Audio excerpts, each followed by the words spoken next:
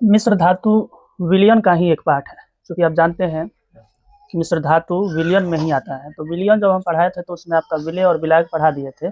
उसके बाद नोट्स में यह भी ध्यान में रखना था कि मिश्र धातु भी एक प्रकार का विलयन ही होता है।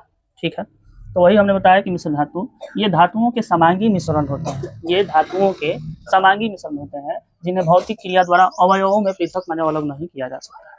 ठीक है, लेकिन फिर भी धातुओं को मिश्रण माना जाता है क्योंकि ये अपने संघटकों के गुणों को दर्शाते हैं। अपने संघटकों के गुणों को दर्शाते हैं, मतलब अपना अपना अलग अलग गुण रखते हैं। दो को मिलाएंगे एक में तभी ना विलयन कहलाएगा, चाहे मिश्रण कहलाएगा। तो वो अपना अपना संगठन, अपना अपना गुणधर्म अलग अलग रखता है, इसलिए इसको हम विलयन या फिर मिश्रण भी कह सकते हैं।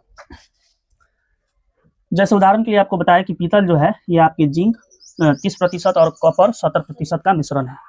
इसमें दो अलग अलग संघटक बनाएगा कि ना, जिंक अपना गुण रखेगा और कॉपर अपना गुण रखेगा। ये दो को मिला करके पीतल बनाया। ठीक है, तो ये सब आपके मिश्र धातु भी मिश्रण में विलयन के अंतर्गत आते हैं। विलयन मतलब समांगी मिश्रण। और विलयन के कुछ गुणधर्म जानेंगे। तो ये आपको बताया प्रॉपर्टीज ऑफ ए सॉल्यूशन। ए में कहता है कि समांगी मिश्रण।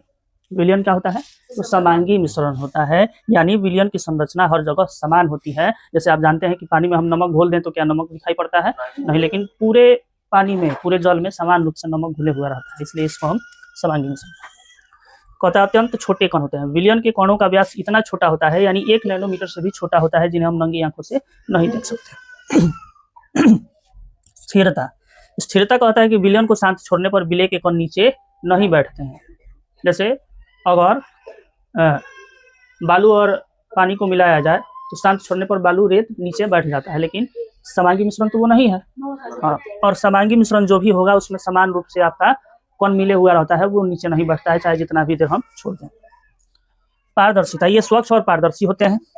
टिंडल प्रभाव नहीं, मतलब ये आपके जो विलयन होते हैं टिंडल प्रभाव को उत्पन्न नहीं करते हैं। इसके कण इतने छोटे होते हैं कि प्रकाश की किरणों को नहीं फैलाते हैं। तो फैलाएगा तभी आपका रास्ता दिखेगा प्रकाश का, तभी वो टिंडल प्रभाव उत्पन्न करेगा। छानने से पृथक नहीं किया जा सकता है किसको? विलयन को। विलयन का एक गुण यह भी है कि इसको छान करके हम अलग नहीं कर सकते हैं। तो ये आपके कुछ विलयन के गुणधर्म हैं जिन्हें याद रखना है। ठीक है, अब है आपका विलयन की सांद्रता, कॉन्सेंट्रेशन ऑफ सॉल्यूशन। विलयन की सांद्रता, कॉन्सेंट्रेशन ऑफ सॉल्यूशन। विलयन की सांद्रता यह बताती है कि किसी विलयन में विलेय कितनी मात्रा में विलायक में घुला हुआ है। यानी लिख लेना था ना?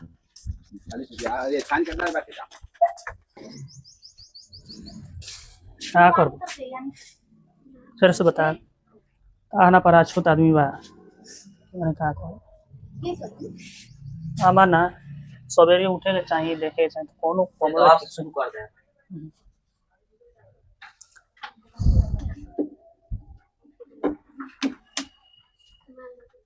चलो देखो, विलयन की सांद्रता, कॉन्सेंट्रेशन ऑफ सॉल्यूशन कहता है कि विलयन की सांद्रता मतलब क्या है। तो विलयन की सांद्रता से हम यह पता चलता है कि कोई भी विलेय विलायक में कितनी मात्रा में घुला हुआ है। ठीक है, यानी किसी विलयन में विलेय की मात्रा कितनी है, किसी विलयन में विलेय की मात्रा जो घुल जाता है, जिसकी मात्रा कम होती है, वो कितनी है, उससे हम विलयन की सांद्रता कहते हैं। अतः हम यह भी कह सकते हैं कि विलयन कितना गाढ़ा या कितना पतला है, यही उसकी सांद्रता है।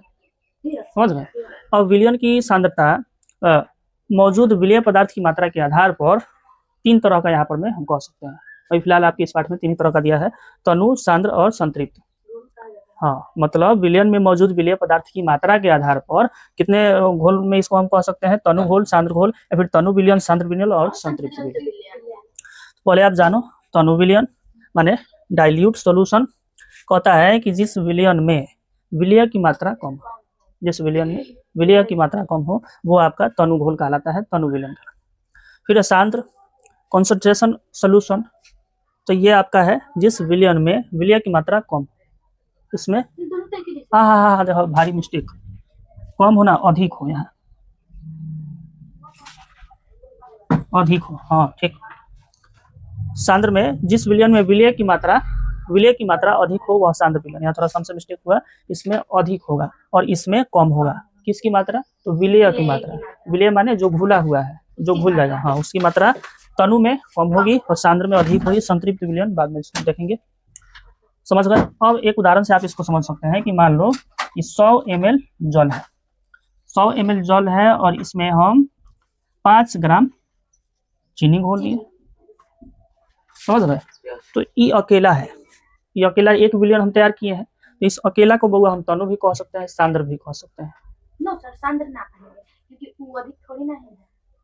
किससे? विलय की मात्रा अधिक होगी तब ना बोलेंगे सांद्र। तो विलय की मात्रा अधिक होगी तब इसको सांद्र बोलेंगे। किससे अधिक होगी? विलायक से ना, ऐसा जरूरी नहीं है आपका कि जो भी यहाँ विलय घुला हुआ है वो विलय से अधिक होगा ना। गलत समझ रहे हैं आप यहाँ यही ना समझ गई कि जिस विलयन में विलय की मात्रा अधिक हो। नहीं, अरे अधिक होने का मतलब यह नहीं है कि विलायक से अधिक हो जाएगा। समझ गए? विलायक तो 100 ग्राम है और इससे अधिक क्या 110 ग्राम इसमें घोलेंगे, तो वो नहीं, उसकी बात नहीं करता है। हालांकि वह भी हो सकता है, लेकिन यहाँ पर मैं इसकी बात है कि 100 ग्राम आपका जल है, इसमें 5 ग्राम चीनी घोले तो हम बताते हैं आपको।